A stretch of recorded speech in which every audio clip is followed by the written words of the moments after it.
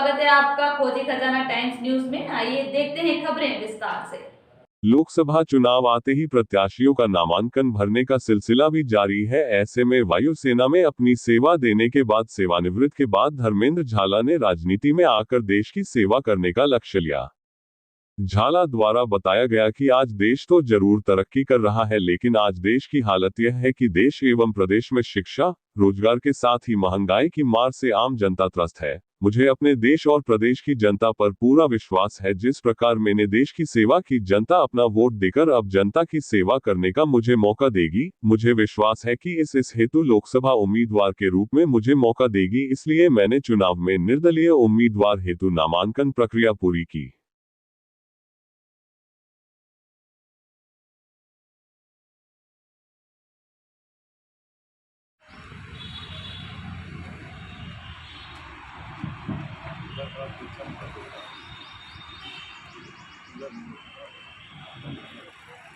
अब आप उनसे चर्चा करें।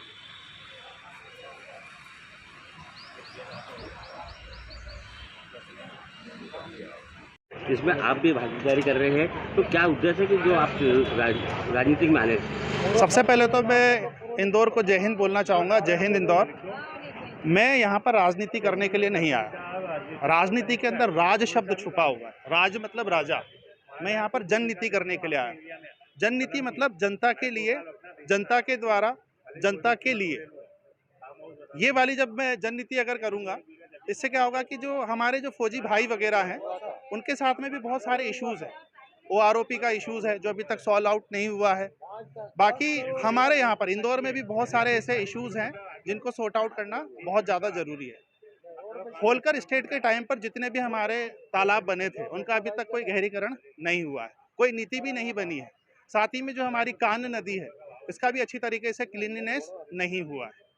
तो मैं यहाँ पर पैसों की राजनीति नहीं करने आया हूँ, मैं यहाँ पर आया हूँ दिल से जुड़ाव करने के लिए।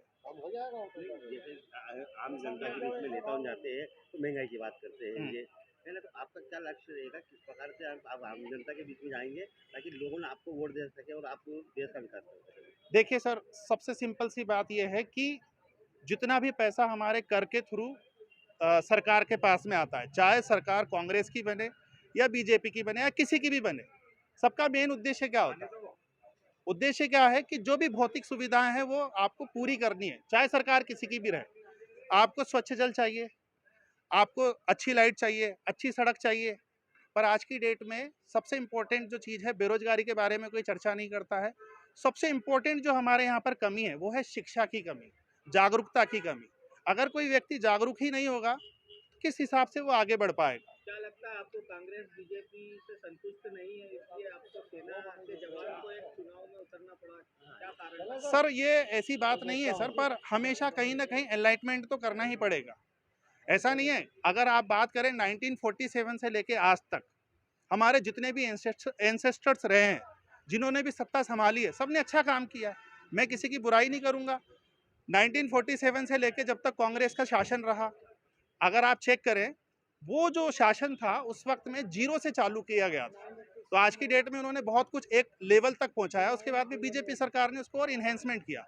मान लेते हैं जैसे सर, अगर आपने एक स्टार्टिंग में आपने जीविका चालू की, मान लेते हैं जीविका चालू करने के बाद में आपके पास में सबसे पहले स्टार्टिंग में आप क्या करेंगे, छोटा सा इंफ्रा खड़ा करेंगे। इंफ्रा खड़ा करने के बाद में आप क्या करेंगे, उसके अंदर जो ज़रूरत की चीज़ें हैं वो लगवाएंगे, AC लगवाएंगे, फ्रिज लगवाएंगे। तो सब बात की चीज़ें हैं। आज आज की बात करें तो आज क्या आवश्यकता है? आज की जो आवश्यकता, सबसे बड़ी आवश्यकता है, वो है शिक्षा है, रोजगार है और जागरूकता है। सबसे इम्पोर्टेंट है जागरूकता। जागरूक अगर देश का नागरिक नहीं होगा, अभी मैं आपको रिसेंटली में बात बताता हूँ, मैं कई जगह पर गया, कई लोगों से मिला। मिलने के बाद में उन्होंने मेरे से पूछा कि आप किस लिए इसके अंदर कूदना चाह रहे हैं, आप किस चीज़ का चुनाव लड़ रहे हैं। मैंने बोला कि मैं लोकसभा के लिए चुनाव के लिए निर्दलीय प्रत्याशी के रूप में अपना नॉमिनेशन प्रस्तुत करने वाला हूं सोमवार के दिन। बोले करके क्या कर लोगे, बीजेपी अच्छा काम कर रही है। हाँ, ऑब्वियसली सब अच्छा काम कर रहे हैं, मुझे इसमें कोई दो राय नहीं है। और उसी की वजह से आज हमारा देश तरक्की कर रहा है और आगे भी बढ़ेगा। पर एक चीज़ ये बताएं, कहीं पर भी अगर आप एक नौकरी के लिए जाते हैं तो उसके अंदर जो पेपर होता है उसमें भी 4 विकल्प होते हैं। हमारे पास कितने विकल्प हैं आप बता दें? केवल और केवल कितने विकल्प हैं हमारे पास में? 2। तो क्या हम विकल्प को बढ़ा नहीं सकते? क्या निर्दलीय प्रत्याशी आगे नहीं जा सकता है?